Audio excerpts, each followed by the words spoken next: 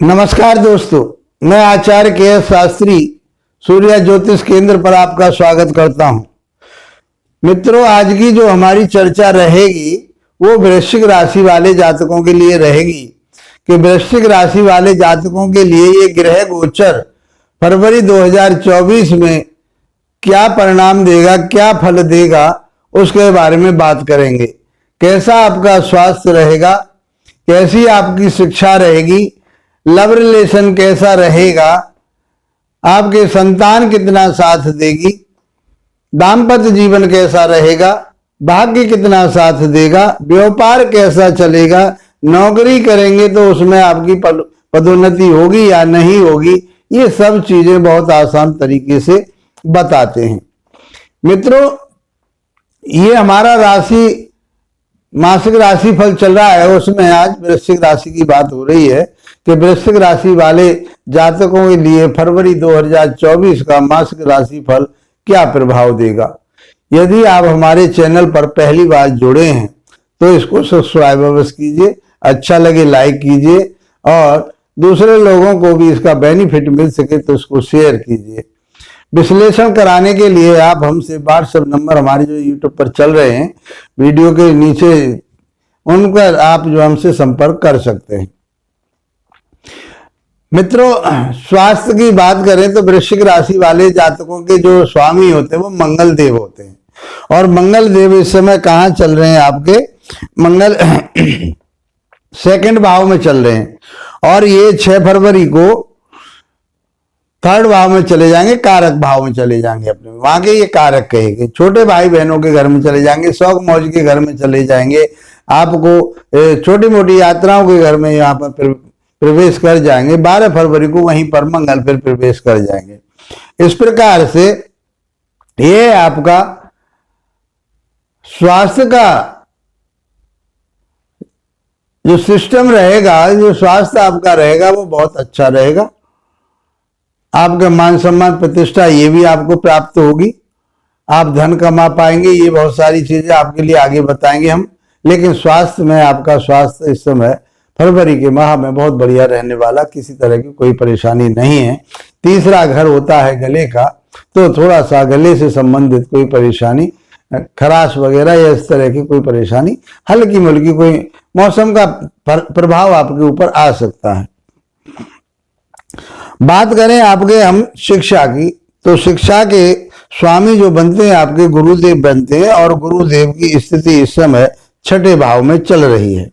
तो 6ठे भाव में जो स्थिति चल रही है तो उसके कारण देखिए आप कंपटीशन ले रहे हैं तो कंपटीशन के लिए तो अच्छा है। ये कंपटीशन का घर है, नौकरी का घर है, नौकरी की तैयारी कर रहे हैं तो करिए, आपके लिए बेनिफिट मिलेगा।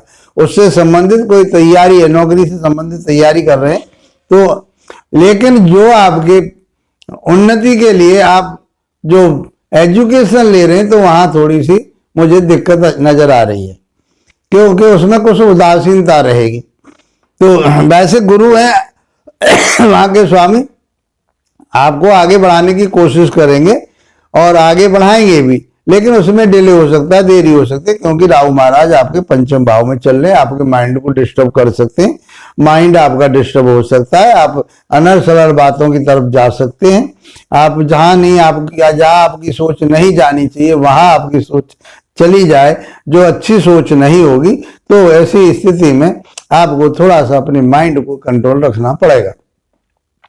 दूसरी बात मैं ये कहूं आपके लिए कि जो भी आप शिक्षा ग्रहण कर रहे हैं उसका आप शेड्यूल बनाइए, एक टाइम टेबल बनाइए। बिना टाइम टेबल के काम नहीं चलेगा, क्योंकि आपको भटकाव देता रहेगा, ये दूसरी बातों की तरफ को ले जाएगा। अभी आप एक सब्जेक्ट पढ़ रहे हैं, फिर उसके बाद में दूसरे सब्जेक्ट की तरफ को आप लालायित हो जाएंगे, ना उसको पढ़ पाएंगे ना उसको आप पढ़ पाएंगे। तो इसलिए एक टाइम टेबल बनाए तो भटकाव पैदा नहीं होगा, उससे एक आपका माइंड स्थिर बना रहेगा। तो क्योंकि राहु देव का वहां पर बैठना सही नहीं। बाकी तो राहु देव इच्छाएं आपकी इतनी अनंत कर देंगे यहाँ बैठ करके कि एक इच्छा नहीं, एक दूसरी इच्छा, तीसरी, मतलब एक इच्छा में आपकी मनोवृत्ति ऐसी बन जाएगी कि आप मन की इच्छाओं के उस पर चले जाएंगे, परिश्रम कुछ करेंगे नहीं, तो मन की इच्छा से काम नहीं चलता। परिश्रमेण सिद्ध्यन्ति कार्याणि न मनोरथै। जो कार्य सिद्ध होते हैं वो परिश्रम से होते हैं, मन की इच्छाओं से पूर्ति नहीं होती उनकी। तो इच्छा पूर्ति के लिए तो आपको परिश्रम करना पड़ेगा, मेहनत करनी पड़ेगी। तो ये श्रमेण सिद्ध्यन्ति कार्याणि मनोरथैनि वाली यहाँ बात अपने लागू होती है। राहुदेव इस तरह की आपको परेशानी में डाल सकते हैं। तो श्रमण, आपको परिश्रम तो करना है, श्रम तो आपको करना है, तो मन की इच्छाओं को कंट्रोल में करना पड़ेगा। तो मन की इच्छाएं बढ़ाएंगे, क्योंकि इच्छाओं का घर कहा गया पंचम भाव। तो अपने मन को विचलित ना होने दें, शिक्षा आपकी अच्छी रहेगी, बढ़िया रहेगी। संतान की बात करें तो संतान के लिए भी आप अपने स्वास्थ्य के प्रति, उनके प्रति थोड़े जागरूक रहें।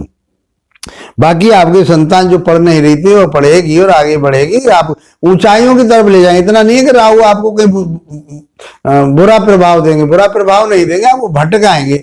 तो भटकाव में आदमी की जो एक परसेंटेज जो होती है, एक एक निखार होता है उनकी एजुकेशन, उसमें कहीं कमी आती है। तो इसीलिए आपको उस चीज का निदान ही यही है कि आपको एक शेड्यूल बना करके चलना पड़ेगा। संतान भी पढ़ेगी और आपकी संतान थोड़ा सा आपके प्रति कहीं ना कहीं उदासीनता का भाव रखेगी। तो आपको इस बात का ध्यान रखना पड़ेगा। यदि आप शेयर मार्केट में पैसा लगाना चाह रहे हैं तो शेयर मार्केट में पैसा लॉन्ग टर्म के लिए लगाएं, क्योंकि राहु देव तो क्षणिक मात्रा आपके लिए देना चाहेंगे। उनकी अवधि बहुत लंबी है, तो इसलिए लंबी अवधि के लिए आप पैसा इन्वेस्टमेंट करते हैं तो आपको लाभ प्राप्त होगा। केतु देव बैठे हुए 11वें भाव में, तो आपको वहां से आपके लिए उन्नति और तरक्की की तरफ ले जाएंगे, पैसा आपको धन दिलवाएंगे आपके लिए। तो कोई परेशानी नहीं, क्योंकि 11वें भाव में बैठे हुए जो केतु देव होते हैं, कोई भी ग्रह हो, लेकिन इस तरह के जो ग्रह होते हैं वो आपके मन इच्छाओं की पूर्ति को कराते हैं। बात करें आपके दाम्पत्य जीवन की, तो दाम्पत्य जीवन के स्वामी होते हैं शुक्रदेव, और शुक्रदेव इस समय चल रहे हैं 2nd भाव में, मंगल के साथ चल रहे, तो आपको रोमांटिक बनाएंगे। 12 फरवरी तक यहीं रहेंगे। 6 फरवरी को मंगल और चले जाएंगे 3रे भाव में, और शुक्रदेव जो चले जाएंगे वो भी 3रे भाव में 12 फरवरी को चले जाएंगे। तो इस प्रकार से 12 फरवरी तक आपका बहुत बढ़िया रहेगा। धन भी कमा पाएंगे एक दूसरे के माध्यम से, दाम्पत्य जीवन के माध्यम से। दाम्पत्य में जो आपके पार्टनर हैं उनके माध्यम से आप धन कमा पाएंगे, इकट्ठा कर पाएंगे। वाणी को आपको थोड़ी अपने को बढ़िया रखें, और आप एक इस तरह की जो काम कर रहे हैं, कोई ऐसा काम है आपका, ऐसा बिजनेस है आपका जो शौक मौज से संबंधित है, आर्टिफिशियल है, आप साज सज्जा का काम करते हैं, तो ये सब चीजें आपकी बहुत अच्छा धन कमा पाएंगे उसमें। पार्टनरशिप आपकी बहुत बढ़िया रहने वाली है। व्यवसाय, दैनिक व्यापार बहुत अच्छा चलने वाला, कोई दिक्कत आपकी उसमें नहीं आ रही।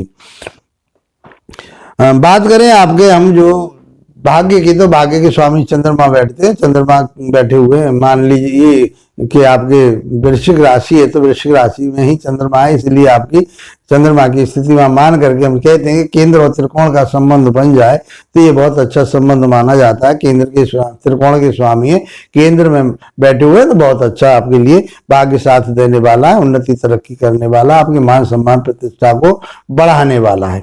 बात करें आपके हम कैरियर भाव के, तो कैरियर भाव के जो स्वामी होते हैं वो सूर्यदेव बैठ होते हैं, और सूर्यदेव की स्थिति कहाँ है, 3रे भाव में चल रही है, और ये 14 फरवरी के बाद में 4थे भाव में प्रवेश कर जाएंगे। 4था भाव होता है माता का, पिता का, माता का, सुख सुविधा, वाहन का, जनता का। ये आपके लिए वहां पहुंचेंगे तो आपको जोड़ेंगे, और उनकी दृष्टि अपने ही घर पर जाएगी, तो आपकी नौकरी, यदि नौकरी के क्षेत्र में, सरकारी नौकरी के क्षेत्र में, तो आपकी पदोन्नति और आपके लिए इंक्रीमेंट या इस तरह की कोई न कोई लाभान्वित चीज प्राप्त होगी ही होगी।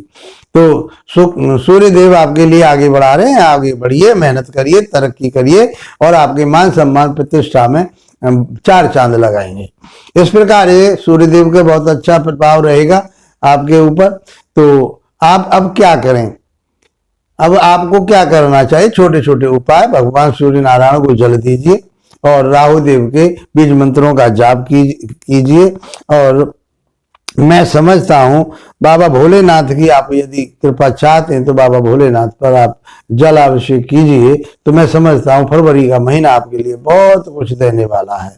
इसी इसी शुभकामनाओं के साथ आप लोगों का धन्यवाद। नमस्कार।